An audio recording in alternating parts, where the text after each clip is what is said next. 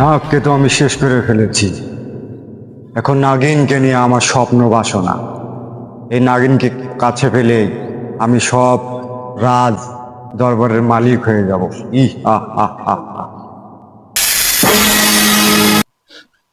এখানে কেন জানি নাগিনের গন্ধ পাচ্ছি।